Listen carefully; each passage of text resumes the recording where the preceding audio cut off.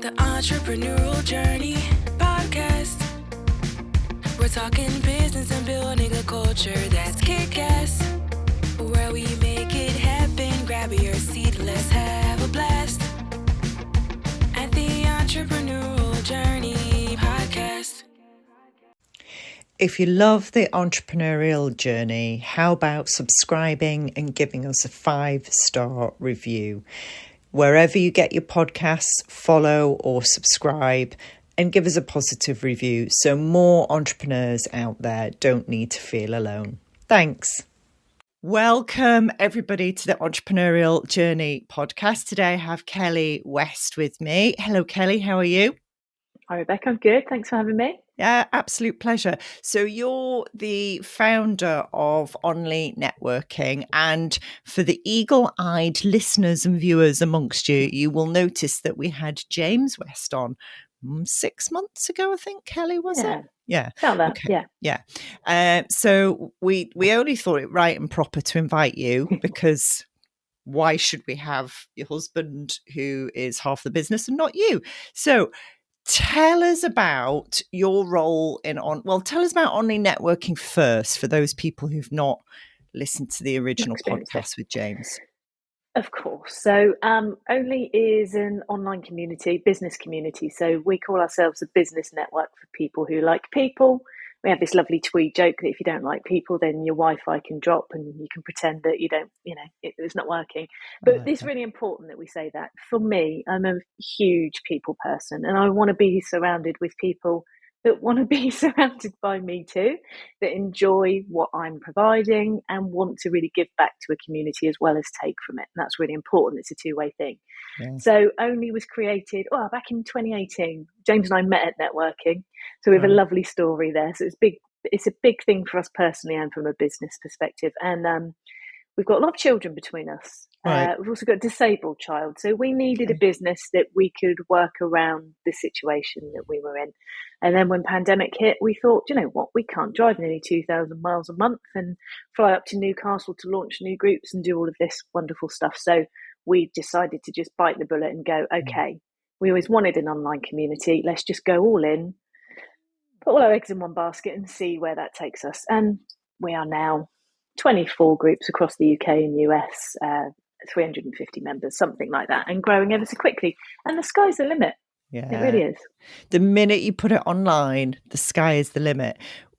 When we did that, obviously, with our business coaching, consulting, learning, and I don't know about you, but that moment where you go, hang on a minute. If we put it online, then we can do the whole of the world. When was that moment for you?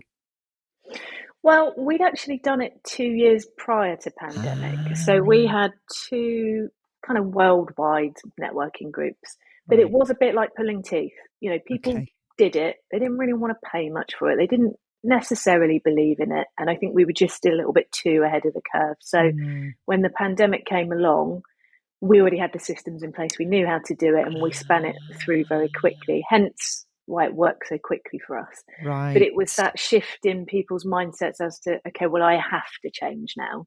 I have to do it this way or I'm not going to do any business. So for us, I can remember we were sat in our old house and we were literally sat there like, we don't know what to do. This could be the end of all of our income. And we just said, well, what's the worst thing at the moment? And it was just uncertainty everywhere. You know, am I going to have a business? Have I got a job to go to? Well, the kids go, everything was uncertain. So we went, okay, well, let's take control of that because we can. And we'll go, okay, well, we're not going back in person. And if you don't want to be part of the community, you don't have to be. Yeah. This is now what the community looks like. And we're just going to go full pelt with it. And we only lost one person. So still gives me goosebumps. But I think it was having the confidence to just make a decision. Yeah, definitely. And there's something to be said, you know, so many businesses are in place, their technology, their methodology, their model is in place before people are ready. And you know it's a good idea. And, you know, a lot of business gurus talk about, you know, doing your research beforehand, which, yes, you have to do. And I also think you have to be aware of people don't know actually what they want until you provide it for them. And the example I always use is nobody knew they wanted an iPad It's true. until Apple brought out an iPad. Yeah. Nobody knew they wanted a camera on their phone before they brought out cameras. And if you'd have done, any kind of sort of questionnaire or research into that, you'd have had, why would I want? Don't want No, it. I don't Yeah. need that. Don't need that. And you would have been really wrong. So there's something to be said about ignoring the research. Oh, for sure. I mean, funny you say that because we were at an event last week. We had a speaking gig, and one of the other speakers got up and gave a quote. I think it was Jeff Bezos that said it originally. It was something about people always ask me what's going to change in 10 years. Nobody ever asks me what's going to stay the same. And Jeff Bezos talks about the fact he works on what's going to stay the same. Yeah. People want something instantly. They want to order it and they want it in their lap instantly. So he will then go, okay, well, that's what's not going to change. How can I perfect that then? For us, it's the same thing. People want human connection and they want that regardless of the environment. So how can we provide that to them? And what guise does that take in order for us to give them a platform to do that? So similar to what you're saying, unless you've experienced it and you've been given it, somebody's kind of made the way for it, you don't know. You don't know, do you? No, you and there's don't. always going to be people that don't want it, but that's fair enough. It's fine. There's nearly 9 billion of us on the planet. Not everybody's going to want it, are they? And that's absolutely fine. Yeah, definitely. So what did you do before all of this? Oh, lots of stuff. So I spent most of my career in the travel industry. Right. So I worked for Thomas Cook for a good number of years, from shop floor up to head office, and I left there to go to travel counsellor. So that was my first kind of dip in the water of being a self-employed person. So that was a franchise business, and that's where I met James. He's a journalist by trade. I went to his networking group. I couldn't join it because it was a category lockout. So that's why we then decided we wouldn't do that in our business. But met him there. He needed somebody to do some web design for him, so I retrained and said, "Well, I'll do it." Retrained. We had a web design business for 3 or 4 years, and actually disbanded it at its busiest because only took off so much, and we just couldn't do the two. Right. Oh, that's phenomenal. My nephew's just got a job with Trail Finders, actually. Lovely. Yeah, they have a very good reputation, don't they? Yeah. And I think that, I don't know what Thomas Cook was like, but that grounding in customer service, communicating with the public, the building a package, listening to what people want and need, and provided such good training. Oh, it is. Yeah. I mean, I was an MBQ assessor for them at the end, so I would go around the stores and I'd train the apprentices.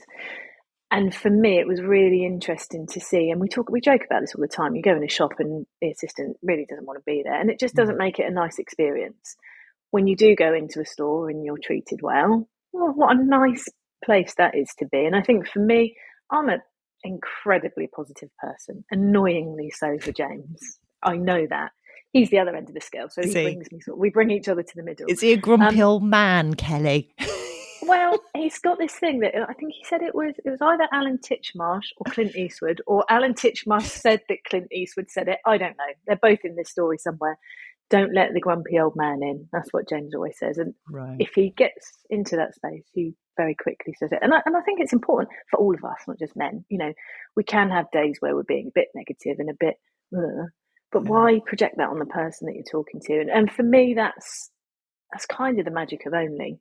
It's a safe space, so you can be that person if you need to be, and you've got your core people that you'll go to and you'll share that with. But on the whole, we're trying to be positive, we're trying to be upbeat, and we're trying to move things forward, So I think I've learned a lot in the last few years of building ONLE, and for me it is about how you talk to people, because you get that mirrored back.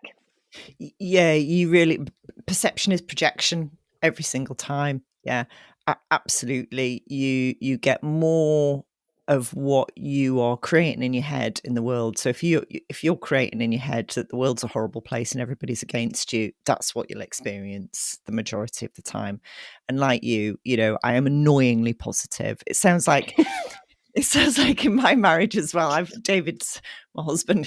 He's the grumpy old man, and I don't know whether James says this, but David says, "I'm just realistic." That's his. Yeah. Boring though, isn't it? Like, Yeah, who I know, wants to it's be really dull. realistic? Although, if I wasn't married to him, I may well be herding llamas in Peru or something. So, you know, he does keep me grounded. Yeah, and I think also in that, I think I try and say this to James. So there's not much that I don't get stressed. I No. don't. I don't allow myself to get stressed. I'm Mm. incredibly positive. Something really bad can happen, and I'll see a win in it, and that's really annoying. I understand that, but that's me, and that's how I deal with life. I also don't have much space when it does sort of get to boiling point. It goes very quickly, but then I'm Ah, back again in 10 seconds. you're not a But I think Libran by any chance, are you? I'm not. I'm a Taurus. Okay. All right then. Yeah. Yeah, Okay. I'm a Anyway, Taurus. carry on. But I think it works really well for us. So my eldest daughter's 24. She Right. works for us. She's very much in the middle. So you know, I'm with you, Rebecca. Like goodness only knows what I would be doing if I didn't have the grounding of James, because I'm also not a perfectionist. No, me neither. No. Yeah, yeah. So he massively brings me back down to earth, and it's great. It's great to see two sides of it. Yeah. Thanks for listening, everybody. Did you know at TriCrest we've built a kick-ass culture coach and consultant program?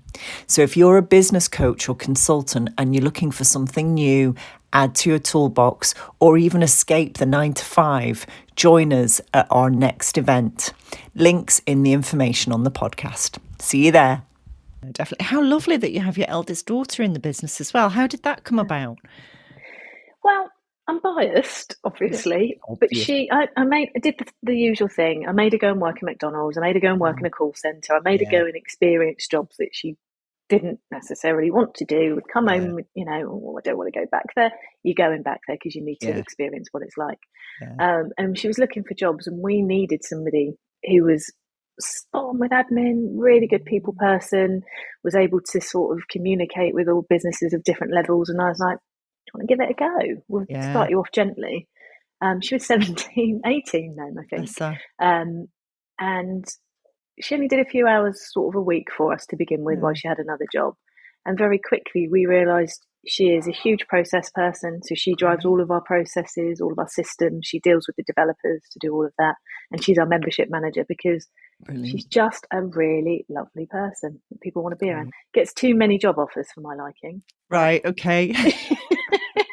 Keep her close. Keep her close. Yeah, she's helping James with processes at the moment. I sort of shut the door because I'm like, that's not my thing. No. Have you given her shares? I mean, that's quite a personal question. You don't have to tell me, but you know, is that something you? Not yet, No, but but we will, because I mm, think business legacy is a real thing for us. You know, mm, I'm a business mentor as well, and I think it's like plumbers with leaky taps, isn't it? I'm really good at giving advice and forecasting, seeing what's going on mm, in other people's businesses, but then I bury my head in the sand with our own business. I'm 44, right, and hopefully, touch wood, I've got many years left in this business, yeah, but yeah. I'm going to blink and miss that. So succession planning is really the next thing for us. But she's definitely the future of Only, because her generation don't network the way we do. They don't. No, they really don't. Actually, that's quite interesting. So, what's her take as a 24-year-old on business networking? She loves it. Uh-huh. I'm still amazed to this day how she can hold a conversation in that space and how much she's learned and how much she knows. Nothing Hmm. phases her. No one. She's having conversations with people in New York, Washington. Like, Right. she's fine. She's okay with it. Mm. I think she sees a lot of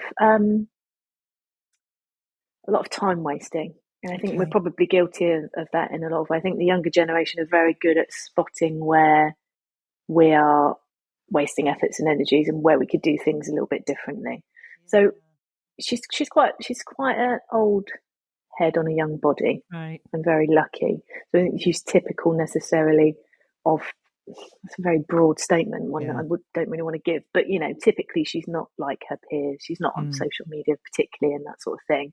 Right. She's very focused, which is good. But she does other networking too, which is important because we don't want her to just be in our bubble. So we've got a member who runs his own roundtables, Callum, who's excellent. He's similar age to Kearney, and she's part of his network, which I think is super important because she gets to see how that works in other spaces too. Yeah, you definitely need different ideas from different sorts of businesses, different models to bring to your own without a shadow of a doubt. Anybody who thinks that you can just find everything inside their own business is missing out on huge opportunities, aren't they? Yeah, they are. I think we get too concerned about competition, and if we embraced it, we could see actually the benefit in just bringing people closer. We're huge advocates of that. Yeah. I don't see competition at all, because somebody who buys into our stuff, somebody who buys into your stuff, has bought in because they're attracted to how you deliver it.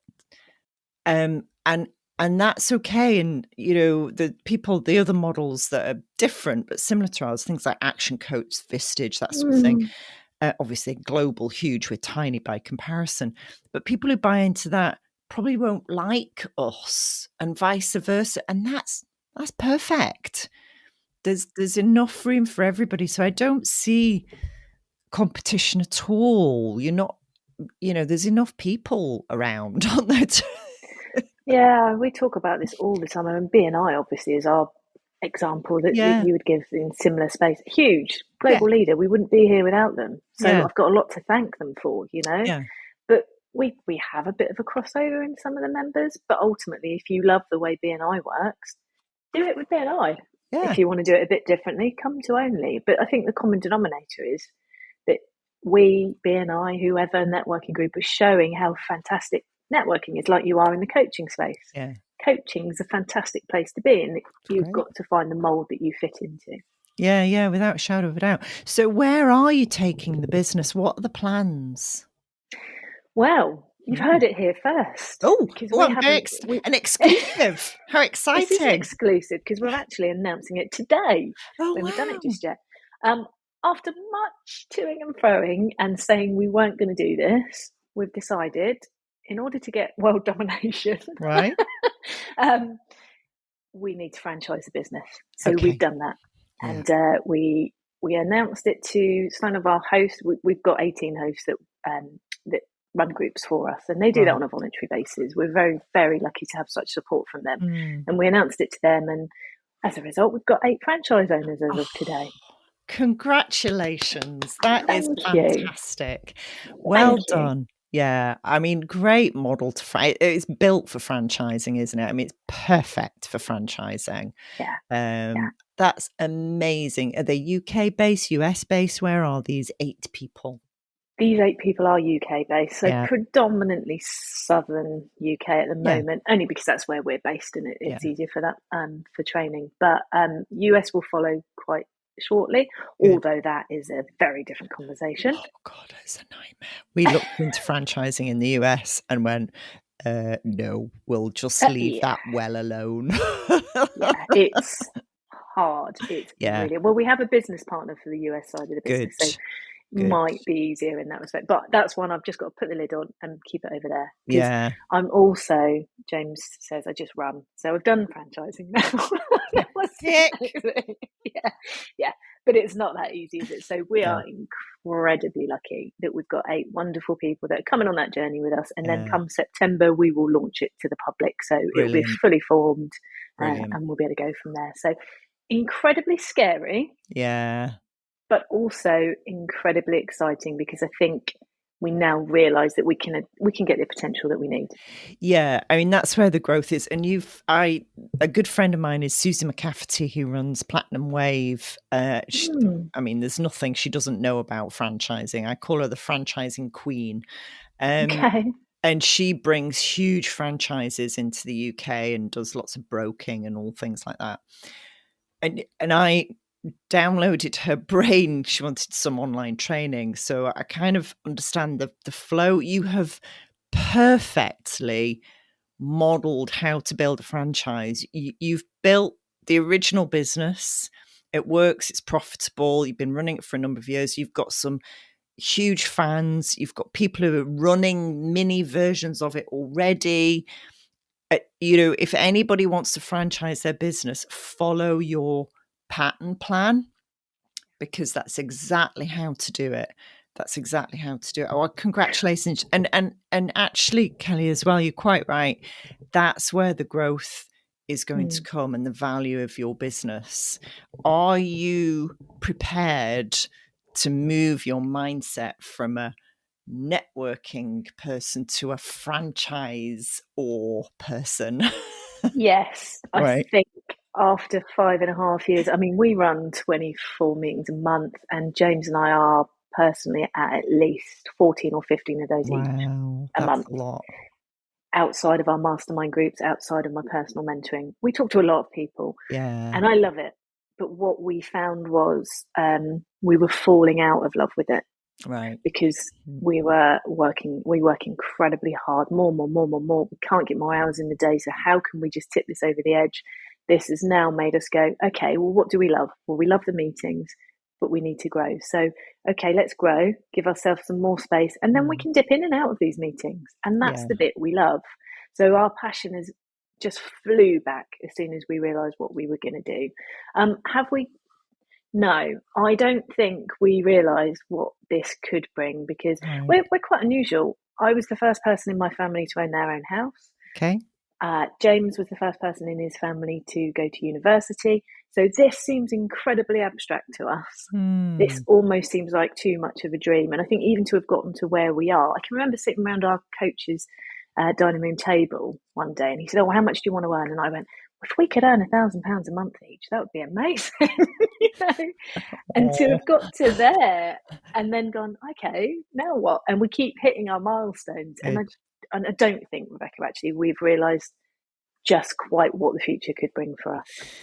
Yeah, it's potentially huge, absolutely huge, because your product looks and feels great.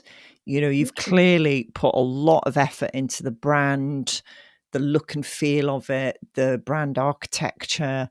And I don't have to tell you this, when people buy a franchise, they're buying into that initially, and then they're buying into the systems and support afterwards. Yes. So, I don't know where that creative input has come from, but it's excellent, and it'll stand you in really Thank good you. stead. Definitely. I I wish more people would see the importance of that.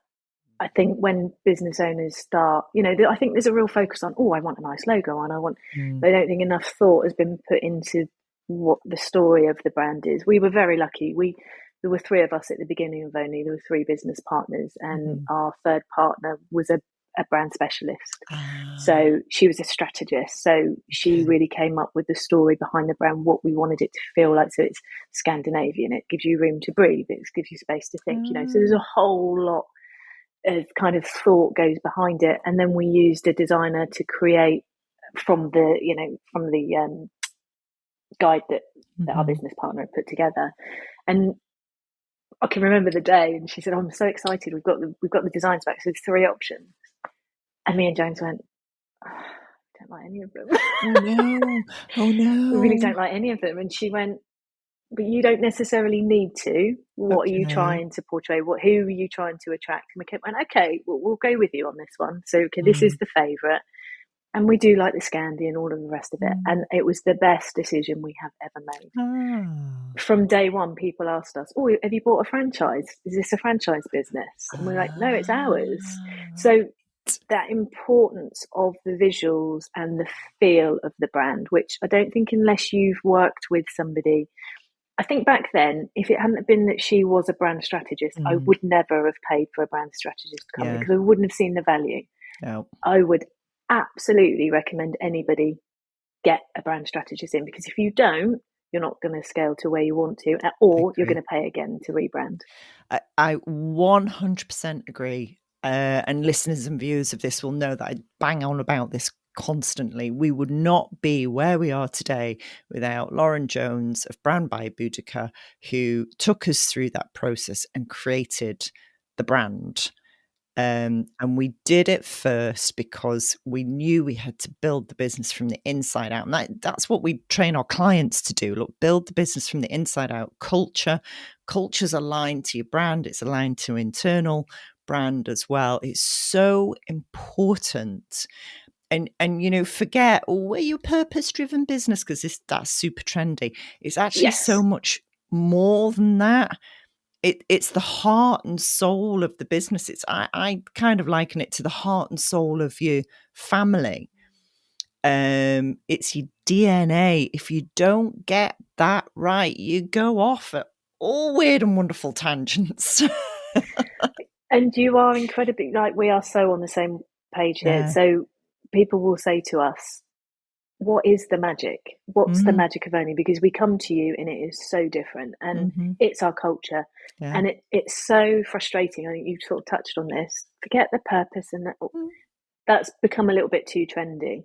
What do we believe in, and what's our culture? And we worked with, similarly to your story there, Ben Drury, the culture guy. Right. He's a good friend of ours. He's been on our journey since day one, and he helped us.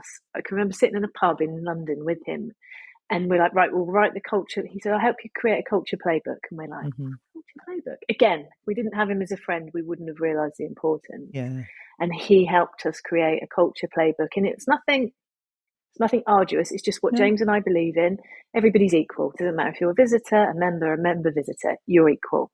We want to help support mental health of the business owner. Just key elements that we believe to be really important for ONLE, and then Ben helped us articulate that so that when you come into our meetings, you experience that in bucket loads. And also, it helps us inform decisions. It helps us make decisions. Yep. If it doesn't align with what we believe in our culture, we don't do it. Absolutely. Is that what our culture playbook states? If it doesn't, no, we don't do it. So again, incredibly important. Lots of people think it's a bit woo-woo, a bit too fluffy, a bit. I know. It's important. It really is. I train our coaches in this and say, look, if a potential client's saying, oh, this is a bit fluffy, it's a bit woo-woo, the data shows that businesses with a clear, identifiable, positive culture are 60% more valuable, up to 60% more valuable. And when they come to exit, they achieve up to 7 times the average value for their sector. So there's nothing fluffy about it. You attract and retain better talent. There's just, it's hardcore business. Yeah. And it actually makes it a nicer place to do business. I've kind of rephrased my business activity to playing. Oh, I like that. That's good. So the first 4 years were quite serious because obviously they included COVID like yourselves, and it was quite hard work and everybody was a bit tired and emotional. And I thought, you know what, from now on, we're going to play. We're going to have fun. Yeah, we're going to produce something good and that people love, but let's do it playfully. Let's do it joyfully, because we all need to earn money to pay our bills. None of us have got trust funds or have inherited millions of quid or have won the lottery. So let's just make it as enjoyable as we possibly can for everybody.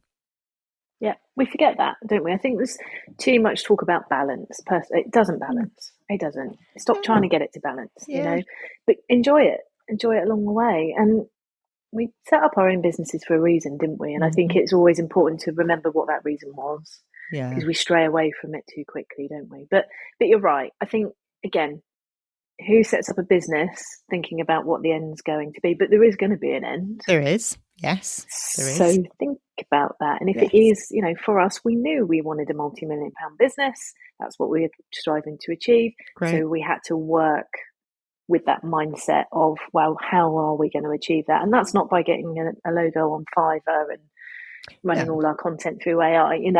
It's hard work. Yeah, it is. It's hard work. Yeah. You mean to tell me, Kelly, you can't do it in 4 hours a week? Well, I did have the book on my Kindle and I thought, why am I even bothering reading it?